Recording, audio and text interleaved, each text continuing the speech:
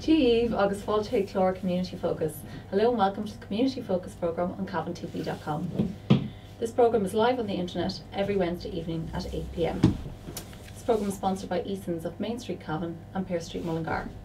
If you would like to have your community initiative or issue featured, please email drumlinmedia@gmail.com or contact us via our Facebook or Twitter pages. Now on tonight's show we're going to we'll look back at two guests that we already featured and see how they got on with tasks that they had set themselves. So a few weeks ago we featured Joey MacDonald, and Joey was endeavouring to climb Mont Blanc to one of the summits there. Mm-hmm. And we'll go back. I think we're going to look first of all, I think, at a video. Last week we had a guest on, James, or some people know him as Seamus Smith, and he was doing a cycle from Mizzen in Cork to Malin in Donegal. Right. So he's doing the whole length of the country, and he was attempting to do it in 24 hours, non-stop, cycle through the night, the whole works. So he's doing it in aid of Temple Street Children's Hospital, and he ran more or less due to form a few hours behind schedule, right. But he did it, absolutely did it. So great achievement. Fair play to him, yeah. We caught up with him on Sunday when he arrived in Cavan town. There was a few people and quite a number of people there to see him and cheer him on, and a lot of cycle groups met with him along the way. So it was a fabulous achievement, and I think Dave has a video clip to show us there. James, or Seamus' wife. Yeah. I think, how's his progress so far? I know we're here waiting for him at the cathedral at 11 this morning, so what's the progress so far with him? He's doing great. He's got a lot of support. He's had people out from Minolti clubs and Virginia clubs, and he's got his brother Matty behind in the support car, and Matty's wife Catherine ahead of him in another support car. There was Yanis from work who's also was in the support car. So yeah, he's doing great. He had a bit of a problem in the night with his eye streaming, so it was hard to see. Last night, yeah. And it was very, very cold. I think they registered something like 2 degrees at about 5 o'clock this morning. So yeah, very cold. But yeah, actually, even though they're a little bit behind schedule, they're doing well. They're riding in formation. Don't know the technical term. I'm sure there is one, but riding in formation at the moment. So they're making good speed now. Well, he really, I suppose, has the hardest part of it over. I mean, the night, cycling through the night had to have been very, very tough. Yes, I think Were you worried last night? I was, yes. I haven't had much sleep. So I think the objective was to get the Cork Mountains out of the way before it got too dark, and I think they did achieve that. And then it was steady progress through the night. They had, somebody was joining him at Limerick, which is great. Someone actually on a bike. All right. So for the really tough times, kind of the between 12 and kind of 4 and 5, which is a very, very hard time where it's still very dark and obviously wanting to go to sleep, he had support on the road as well as in the car, so that's brilliant. And I mean, I can't tell you how many people have been waiting by the side of the road this morning with bikes ready to join in. Brilliant. Yeah, we saw them. We've met up with them in Ballymahon and also Edgeworthstown. We've been following them, and he has wonderful support. So thank you to everybody who's come out to support and here today as well. Absolutely. But he's got most of the journey. What is it, about 400 kilometres the journey over with at this stage then? Do you know, I haven't got a clue. I'm not sure what it is. I don't know what it is up to this point, but time-wise, home stretch anyway. Yeah, he is definitely, and daylight, which is the big thing. So yeah, on now to Enniskillen, Omagh, and then up to Donegal. Has he got a Donegal jersey? I'm not sure. I've washed so many different coloured jerseys that I'm sure he's got something in his, you know, the right colours, somewhere in the box in the car. So. Yeah, so I'll let you go back and join the rest of the group here, and we'll wait for James or Seamus to arrive. Now I'm joined by Olivia and Rory, Seamus's son and daughter. So, are you looking forward to seeing your dad arrive here? Yeah. Yeah? Do you miss him? But is he a great cyclist? Yeah. Yeah? Olivia, has he put a lot of work and effort into this? Yeah, he has. He's been practicing and he's been cycling the whole time. And he. Got you out cycling? Yeah, me and Rory go out cycling with him sometimes. Yeah.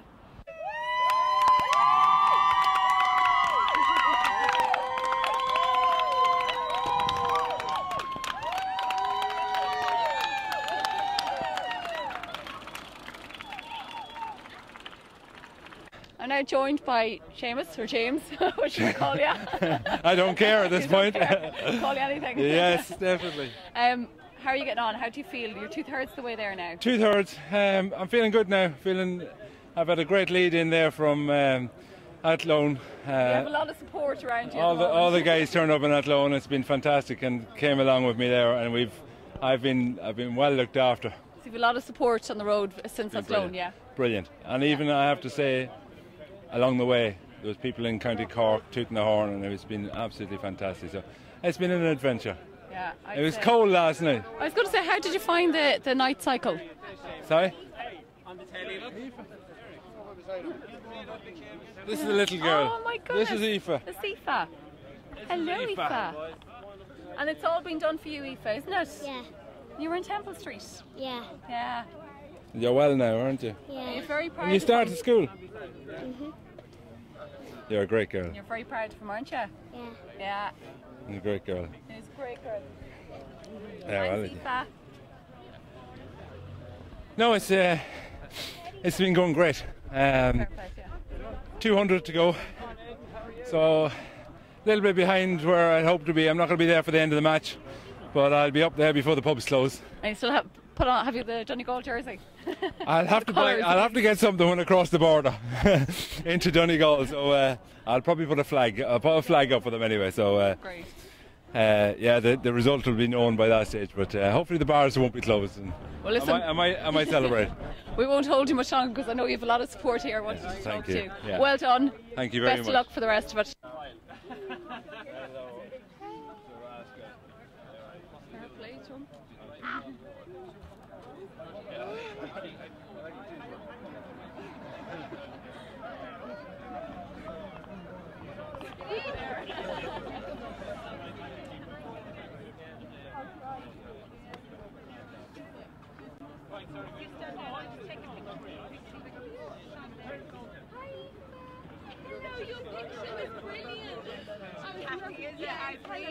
Sorry. Hi, Peter, how are you?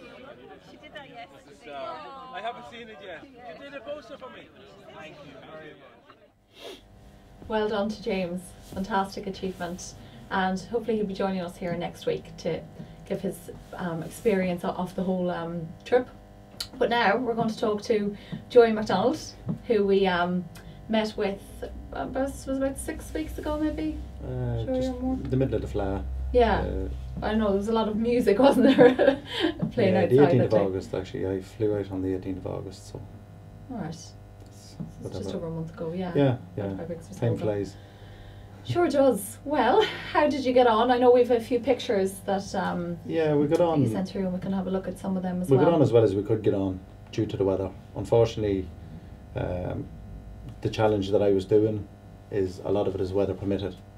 Right. So you have to. You're governed by the weather. You get good weather, and which we did at the start. But then the weather closed in due to the heat that was in Chamonix. A lot of thunder then towards the latter end of the week. And you're guided over there then because of the recent avalanche that happened where the lads was killed. So they've tightened up a lot on the safety aspect of it due to the soft snow. It wasn't so much the wind was the problem, the amount of rain that fell in the couple of days before we got to our last base camp.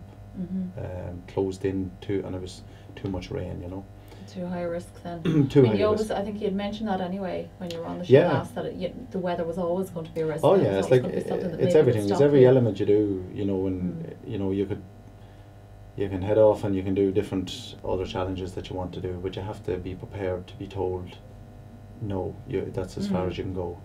Even when I came home, I watched the series on telly, Harry's Heroes, Prince Harry's, all his veterans. They went to climb Mount Everest, and again the same thing happened then, boys. The weather got too bad and they had to leave where they finished up. They didn't get to finish their challenge And is it disappointing? Is It really is. disheartening? It is, and it's hard to think. You know, you put a big effort in and you put your training into it. And mentally, you prepare yourself mentally, as well for it. yeah, you do. Yeah. The cost of it, I never gave it a second thought. You know, I paid my money. I done my training and I done everything else. We didn't get to do the main summit. We got to within about 500 metres of the main summit. So you're very close to it. We were very close to Very, it, very but the close. weather was just too bad. And as I said, you know, I'm happier to come down off the mountain and get a chance to go back up the mountain again.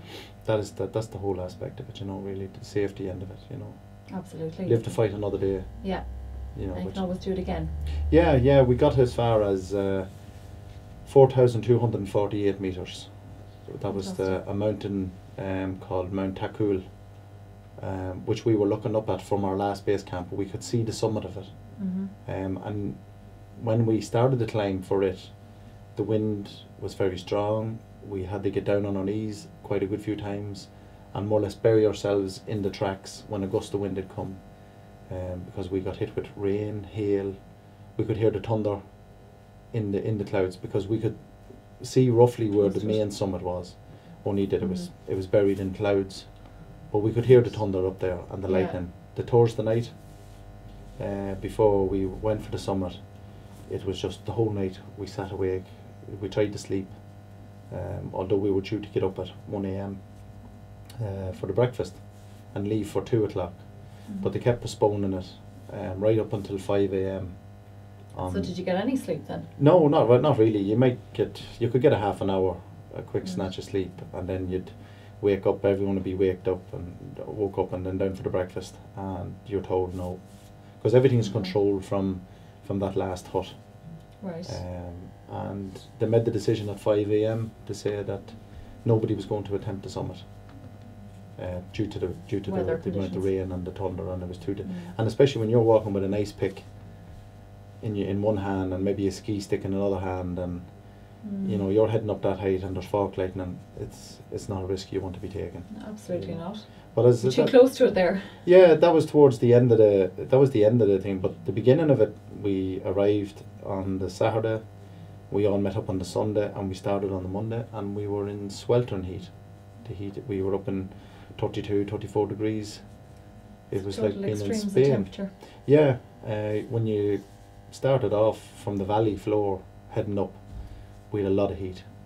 Very hot, humid, and then you're heading up into the mountains. Gets a bit cooler, but even at some of the heights that we were at, trekking our way, you know, we were into 12 and 13 degrees on the glaciers, and trekking across snow with your crampons, and you can find it very warm. You know, nighttime the temperature will drop a good bit, but again that's it. Towards the end of the week, the weather was closing in, and that's all our fitness levels was great.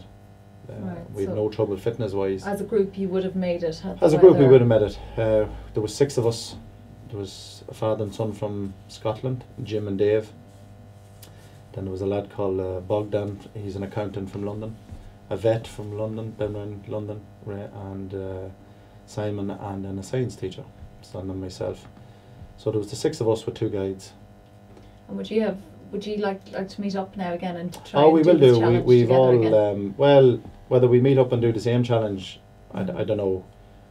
Some of the boys who I met up at, the father and son from Scotland, they had done Kilimanjaro. They've done Kilimanjaro. It's like everything else. There's different fellas try different. The teacher, the science teacher, had never been on a mountain until he went to attempt Mont Blanc. He's very fit. He was a swimmer at college and made the British team. Never done a mountain. Bit of hill walk. A light little bit of hill walking, but very little. My goodness. You know, but part of your training over there is what you take in first before you head this. So you're spending a week training and learning the skills. It wasn't physically wise. It was tough on the legs, because at different stages you're trekking through snow, and your feet would sink to about 2 feet in snow, and you're constantly pulling your legs out of the snow. So you need to be incredibly fit. Yeah, a lot of it on the legs, you know, and the training program that they do give, you know, it's not for the faint-hearted. You know, some people might think, "I shall be all right," but when you're heading uphill constantly for 2 or 3 hours and you're trying to move at a certain pace with the guides, you know, you have to be able to talk to the person beside you as you're walking. That's the way they work it out, you know. Well, maybe we'll show a few of the images. Yeah. And you can talk us through them. And yeah, that was taken at the first glacier we arrived at, Refuge Albert. That was our first night stay. This was part of our climatising. a lot of ice. Yeah, the glacier, which is actually behind us there in the background, down on it, even at that stage, that's where we done our first bit of training in and out of the crevasses on that glacier. Right. On my So own. that was actually a training. Yeah, that was a training base. area. Yeah, this was an area. This was us, and this is With actually your in skiing. yeah, this is actually in Switzerland here. We're on our way back from a hut that we slept in Switzerland. We were actually heading for a summit here. Are you roped together there? We're all roped together in groups of 3, and you have your crampons, your ice axe. But that area where we were actually crossing there was a serious crevasse there. Would you be training now there for what it's going to be like climbing up the summit, and if somebody slips, what's the policy? And Yeah, the policy is if somebody slips, you know, you have to dig in, crouch down, dig in, and stop them, bury your ice axe. And was there a place that you could actually practice that in advance? Oh, on exactly where you're doing it there. Right. One of the other shots, we might see in a minute if it's on it, we actually abseiled down a wall, which really you could say was like a frozen... Is that, yeah? Yeah, we actually abseiled down Done that. Yeah. We started off to the right hand side over there, and we walked around the edge of that glacier, or to the top of that is a glacier. And Is then that people on top of it there on the top right? No, not just No? there, that's rocks, alright. There's a Alright. summit there we did, but then we walked the edge coming over more to our left here, and then we abseiled down, which is, it's probably about 70 foot, into a crevasse and out of it again. The father, who's at the back there, toured on from left to the right there, his son at the very end there, he actually fell coming down through the track in the snow. He actually slipped, and he slid for about 100 yards, trying to bury his ice axe to stop himself. Still went down. But he still went down about 100 yards. Then his father tripped, and he managed to get himself stopped within about 10 or 20 feet. You know, now, thank God it was just a nice slope, all right. There was no drop at the end of Were you it. linked together at that stage? Not at that stage, because we were all only after abseiling Right, so down. you did the abseil individually. And when you got down to a track in the snow, because the ropes were being used for the next guys to abseil down, we were told to follow a trail that had teams that had gone on ahead of us.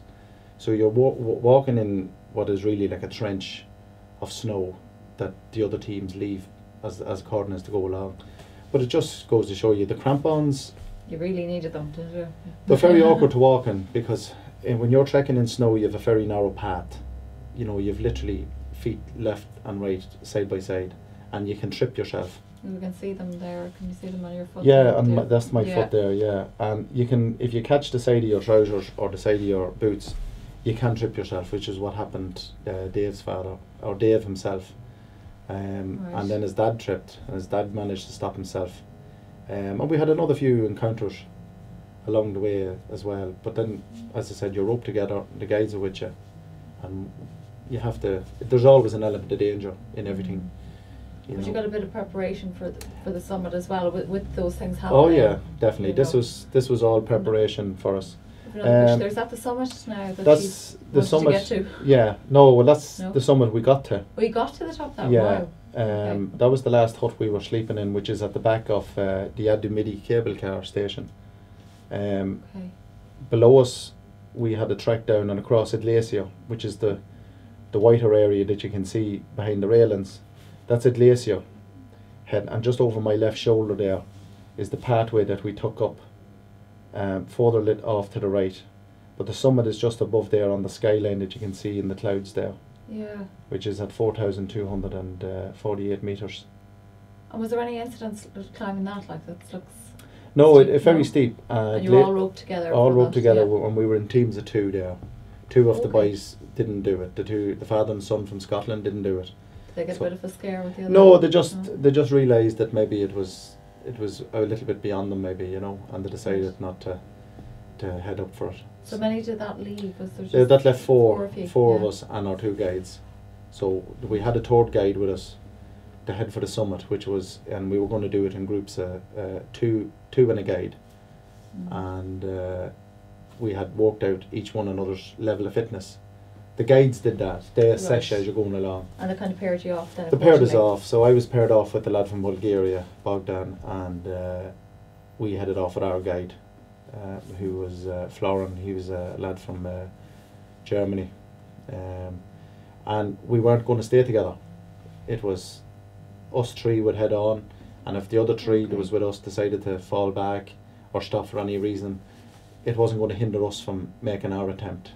Were you connected with them with radio or? No radios. No? No. Once There's you no way of communicating with them then once you took off. Yeah, you try to keep within a reasonable space between one another. But you know, one team could hit a bit of a spell, and you'd move on a bit faster than the other team. So the whole idea was that everyone knew that the plan, that this is what was going to happen. So if our 3-man team headed off, and one of the other guys didn't feel like going on any further, well, they were prepared and made the decision was that if one goes back, that the whole 3 of them goes back. So it was fair in a sense that if you had 2 lads and there was well able to do it, you weren't going to hamper them from doing it. And it's good that you actually had a guide for every 2 as well. Yeah. Looked after that was there. Oh no, it was a very well organised trip. I couldn't fault Maximum Adventure. There were everything was brilliant. Everything was timetabled. You know, our refuges at night, and it was very well organised. You know, very experienced guides. I think you were talking there about where you were staying. There's some of the huts. They're Yeah, fabulous looking huts. Yeah, that was our 2nd night's accommodation. That was in Switzerland. Did you have satellite TV in the works? Yeah, we didn't get to see any TV. They must be for their own when there's maybe nobody there. Phone, yeah. Very expensive. A bottle of water there, a litre bottle of water was €8. No way. Yeah, so you know, we had platypuses with us, and we brought water with us from the last hut we were in. Just as well. Yeah, the video footage I have of the inside of that hut, it's like a 4-star hotel, you know. And as I said to the boys, if you couldn't have this accommodation in Switzerland with the money that they charge, you know, compared to the last hut we had been in, it was clean, but it was pretty much more run down than the Switzerland side. And is there a choice of huts on the base, or is there just the No, one? all the huts are there laid out, Yeah. so you move from hut to hut. Right. That was, as I said, that was part of our acclimatising. That was our 2nd night on the mountain, to get used to the acclimatising. So every day you trekked a bit higher, and then you levelled off and you slept, and then you trekked the next day higher, done some training, whether it was rope work, ice pick work, whatever you did, crampon stuff, and then you moved on to your next hut and slept. So 3 nights was acclimatising on the mountain before we headed for Adimidi, which was our last hut for the Thursday night. So the week went fairly quick. You know, the whole thing started on Monday. And how many hours, like a day, would you be spending? You could be up to about 8 hours, 9 hours. So I'd say you were exhausted. Well, tiring on the legs, you know, it is tiring on the legs, and it's, you know, you're plodding along, and you might stop for half an hour for a snack, but then you fill your pockets with nuts, little small snack bar. So the whole idea of that is that you nearly don't have to stop. Right, yeah. You keep moving and you keep nibbling as you're going along, and keep your energies up, and then a bit of chocolate. You get that quick sugar fix. Yeah. Until you get to your hut, and then you come down with a bang. You've had so much sugar, then you come down with a bang when you. So you just take more sugar, Yeah, like I would. Keep taking more sugar is right. But no, it was great. There's no doubt about it. We have another picture now of one of the. Oh wow. Yeah. Very impressive snap. That was off a summit that we did. That was on the way back from that Switzerland refuge. So that was on your way back down the mountain again? That was on our way back down, but we had gone higher than the Switzerland hut. You know, Right, the Switzerland yeah. hut was at 3,200 and something metres.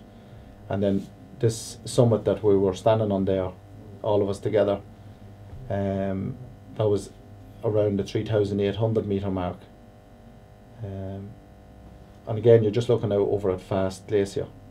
That's a crevasse. That's the dangers you were up against. These are the crevasses that we were stepping over. You'd step over them, and how wide would they be? Some of them, you'd walk them until you'd find a narrow area on them. Right, so if you go, Or what you would find is snow bridges, which would be a build-up of snow, but you had to make sure that the snow had gone the whole way to the bottom of the crevasse, so it was supporting itself. And how deep were they? Some of them could go for 30 foot, 40, 100 feet. On the way up to the summit that we did to Mount Takul, we actually crossed one on planks. There was a little island in the centre of it. So you had to bring planks and all that? No, the planks were there. The planks were left there. Oh, right. So they moved them according as the snow changes or whatever. Some guys, when they're going with a big party, would bring ladders, telescopic ladders. They're aluminium, they're light, and they can extend them across a crevasse to the different widths, you know. I think we have another picture up here as well. Yeah, that's of the. Fabulous shots. Yeah, that last shot that we showed you there from the landscape. We were on the top of that, the rocks in the distance there. It looks to me like you reached the top of it. Yeah. The two peaks that are there, we were on the first peak closest to us here on the shot. That was part of our training. So as you can see the height that you're climbing up, and just down to the left hand side of the shot, you can see the trek in the snow that we actually come down there to get to where we are now. But that was quite a steep. I don't know if maybe the viewers can see over to the left hand side of the shot. You can actually see the boys abseiling down in the left hand corner there. Right. There's boys after abseiling down that snow wall. Well, and did you abseil down that? Yeah, that was us. That was us heading into Switzerland. Once you dropped down into that, you were actually in Switzerland. So we were just standing at the top of that glacier, and we walked around to where them boys are. So just above the crack in the snow, is it? Yeah, just over to the left hand side. Dave's going to actually point to where. Yeah, where just they there. are That's and if you go a wee bit higher, Dave, with the pointer, just down a wee bit left, down another wee bit. There. That's actually a fella abseiling there on the thing, and you're fixed to the top of the glacier with ice hooks, with ice screws that are just screwed in. They're only 8 inches long. One of them screwed into the ice at first, which one screw will hold up to 1.5 tons in good ice. So we had 2 of them that just fixed into the ice, and we latched on our ropes and away we went. There you go again. Yeah, that's in the same area where we were after coming down to the summit. Same area overlooking into. Weather kind of closing in, is it? That was up on our last hut. That was taken near our last hut up at the Adamidi station. So it was. Yeah.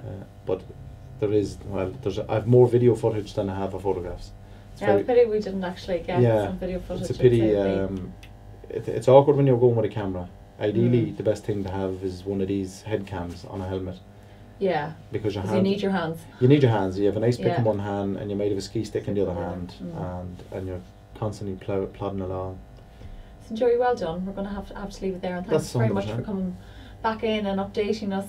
Yeah, well, there's always next year. I keep telling my wife next year, she says no, so maybe the year after, or I might do it the year after. So. Yeah, well, I mean, you would have got there. Yeah, well, we would have got there. You had no experience, you hadn't before of actually mountain climbing on ice. No, not on the glacier end of it and the snow end of it. So luckily, I've got that bit now. So the next time will be even easier, and look forward to it for the next time. You know. Absolutely. Come back in then and tell us about your next adventure. I will do. Great. Thanks for very much, Joey. You're welcome. Shinjura on Clora Community Focus or CavanTV.com. We'll be back again next Wednesday at the same time. Thanks for watching the show. Have a great week. Slán.